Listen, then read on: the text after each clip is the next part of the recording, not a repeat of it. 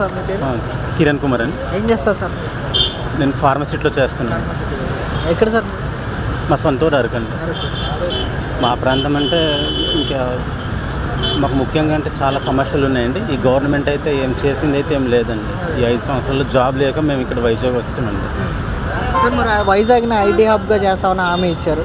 ఈరోజు వైజాగ్ అనేది ఐటీ పరంగా కానీ అసలు ఏ విధంగా డెవలప్ అయిందంటారు 5 ఏళ్ళలో? ఏంటి అసలు?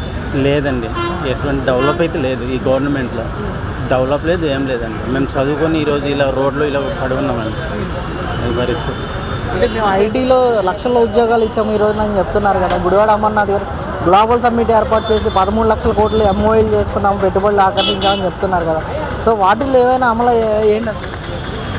గ్లోబల్ సమ్మిట్ ఇక్కడ పెట్టేది ఆ డబ్బులు ఖర్చే తప్ప కానీ దాని ద్వారా ఇక్కడ ఒక్క పరిశ్రమ రాలేదండి ఇక్కడ. అది పరిస్థితి. సరే, ప్రధానంగా గంజాయి వాడకం పెరిగిందని చెప్పి చాలా వార్తలు వస్తున్నాయి. వైజాగ్ అంటేనే గంజాయి డ్రగ్స్ అడ్డాగా అని చెప్పేసి ఇలాంటి ఆరోపణలు చేస్తున్నారు. ఏం చెప్తారు? అది కరెక్టేనండి. అది గంజాయి మీద ఇక్కడ రాజకీయం జరుగుతుంది తప్ప ఇక్కడ ఏం లేదు. ఇక్కడ అసలు అభివృద్ధి అనేది లేదు. సరే, మరి ఇక్కడ వైజాగ్ పార్లమెంట్కి ఎంపీగా ఎంఈవి సత్యనారాయణ గారు గత 5 ఏళ్ళ నుంచి ఉన్నారు.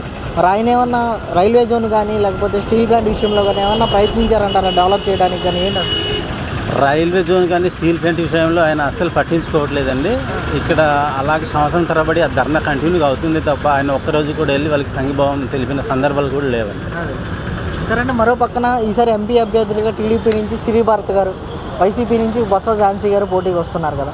సో వీళ్ళిద్దరిలో ఎవరైతే ఈ స్టీల్ ప్లాంట్ని ప్రైవేటీకరణ అడ్డుకోవడానికి కానీ రైల్వే జోన్ని తీసుకురావడం విషయంలో కానీ ఫైట్ చేయగలరు అనుకుంటున్నారు? అసలు ఏం చెప్తారు? శ్రీభారత్ గారు వస్తే ఖచ్చితంగా చేయగలరండి, ఫైట్ అవుట్ చేస్తారు. శ్రీభారత్ గారు వస్తే కంపల్సరీగా రైల్వే జోన్ కానీ స్టీల్ ప్లాంట్ విషయంలో ప్రాబ్లమ్ సాల్వ్ చేస్తాడానికి అవకాశం ఉందండి. అంటే ఎందుకని సార్? ఏ విధంగా అంటారు? ఏ విధంగా అంటే ఇక్కడ ఈ 5 సంవత్సరాల్లో ఒక్కసారి కూడా పార్లమెంట్లో మాట్లాడింది లేదు స్టీల్ ప్లాంట్ కోసం. జగన్మోహన్ రెడ్డి కూడా అసలు ఊసే లేదండి స్టీల్ ప్లాంట్ విషయంలో. సార్, మరి గతంలో హామీలు ఇచ్చారు కదా, 25 మంది ఎంపీలను ఇస్తే ప్రత్యేక హోదా సాధిస్తాను, ఉత్తరాంధ్రకు రావాల్సిన ప్యాకేజ్ తీసుకొస్తామని చెప్పి, రైల్వే జోన్ విషయంలో చేస్తామని చెప్పి అని హామీలు ఇచ్చారు కదా జగన్మోహన్ రెడ్డి గారు. మరి ఈరోజు వాటి మీద ఫైట్ చేశారంటారా? వాళ్ళకి ఇప్పటికి 22 మంది ఎంపీలు ఉన్నారండి. ఎంపీలు ఉన్న అక్కడ ఏం చేస్తున్నారండి? పార్లమెంట్లో ఒక్కరోజు మాట్లాడింది లేదు, ఏం లేదు. ఎక్కడ గొంగలు అక్కడ అన్నట్టుగా ఉండిపోయింది. వాళ్ళు చేసింది అయితే ఏమీ లేదు. అసలు యువకులకైతే అసలు ఉద్యోగుల విషయంలో అసలు పట్టించుకోవడం లేదండి అసలు. సరే, మరో పక్కన ఋషికొండ మీద ప్యాలెస్ కట్టారు కదా, దాదాపు 500 కోట్లు ఖర్చు పెట్టారని, ఒక టాయిలెట్కి 25 లక్షలు ఖర్చు అయిందని చెప్పి కూడా మనం చూస్తున్నాము. ఎలా అనిపిస్తుంది? ఋషికొండ అంటే అది ఆక్రమించి అలా కడుతున్నారండి. రేపు ఎవరో ఒకరు, ఈ జగన్ కాదు ఏ గవర్నమెంట్ వచ్చినా అది గవర్నమెంట్కి ఇంకా చెందుతుంది. అది జగన్ వాళ్ళ సొంత ఇదేం కాదు.